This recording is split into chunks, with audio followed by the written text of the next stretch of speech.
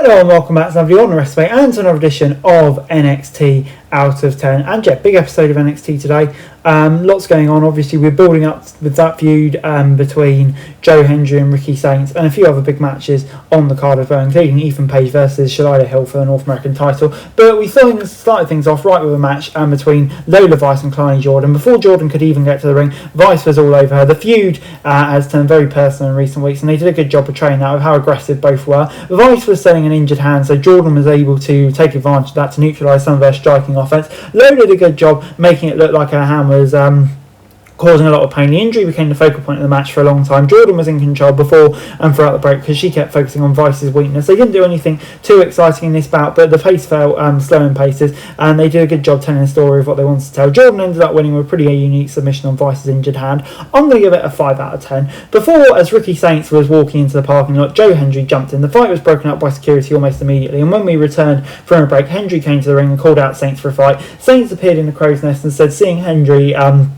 with the title makes him sick. He said Hendry is just a gimmick and he sees right through it. They talked some trash back and forth until Saints proposed a title match at Vengeance Day, which Hendry accepted. Standard and copy and paste talking segment to set up a title match, but they did a good job. Saints definitely stood out a bit more with some of his lines, you'd have to say. Before we moved on to Cutler James versus new and improved Tony D, he came out with new music and different gear, fits his personality. A highly physical fight right out of the gate. Tony D got the win in a few minutes, but everything they did looked good in those minutes. Dion Lennox attacked Tony after it was over, but he got the better of Darkseid and used the silver sets to inflict some extra damage. If they had a few more minutes, this match could have been one of the highlights of the week, but yeah, wasn't really afforded at that time. So overall, I'm going to give it a 5 out of 10. A tag title shot was then on the line in a fatal four-way this week between Nima and Price, Baylor and Smokes, Vance and Spears, and Hank and Tank.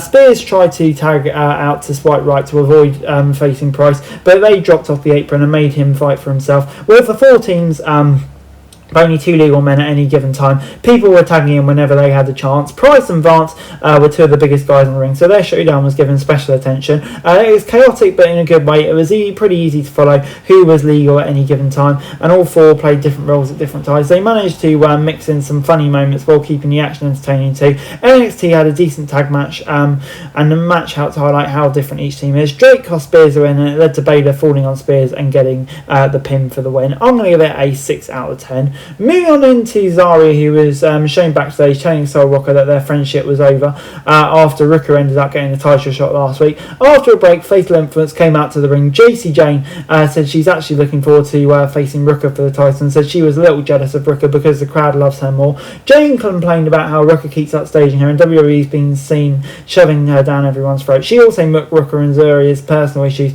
which brought out Rooker to respond, trading insults before Fatal Influence beat her down. Zarya came out and took out all 3 members of the group before offering her hand to Rooker and hugging her. WWE keeps delaying the inevitable breakup of Rooker and Zarya, but this segment was good as a whole. Jane gave a strong promo, even if most of it is kind of pre-heard stuff. Moving on then to our next match, which was Elio LaFleur versus Eli Knight. They met in a speed match to determine the next contender for Jasper Troy's title. They both favour a fast-paced match, so it's high-flying spots right out of the gate. These matches are usually too short to be anything special, but these two made almost every single second count to make one of the more exciting speed matches. They ended up running out of time without a winner, so Robert Stone came out and booked a triple threat match for the title with a 7-minute time limit instead of the usual 5, which, yeah, I think should benefit it. And, yeah, hopefully these two can kind of keep up this sort of form. 7 out of 10. Moving on into Ethan Page versus Shalila Hill. And they started off with a simple wrist lock exchange that ended with Page being flipped onto his back by the young upstart. Hill prevented Page from using a steel chair to get himself intentionally disqualified. When Page tried to bring in the title belt, Hill once again stopped him from using the foreign object. Vanity Project came out to watch the match up close, but it distracted the challenger as the show went to break. Hill took out all 3 men when they tried to get involved, but they allowed Page to sneak up and hit his finisher on exposed concrete. All Ego got the win and set a new record for most title defences. A pretty fun match on the whole. I think it elevated both men away. I'm going to give it 6 out of 10. And yeah, overall this week NXT gets a 5 out of 10 from me. I thought the biggest highlight was probably the speed match. LaFleur and Knight both trying to make their mark as newcomers, and they put on an exciting bout. The main event was decent, but kind of lacked unpredictability.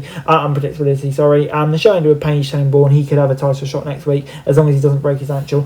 Bourne stomped on it anyway. So yeah, intriguing stuff where that's all going to go. I'm going to give it a 5 out of 10. That's it for this video. Thanks very much for watching. Remember to like, share, subscribe, follow us on our socials, link in the description below for daily wrestling news, meme and content. Subscribe to our other channels on screen right now, that'd be greatly appreciated. Thanks very much for watching. Peace out.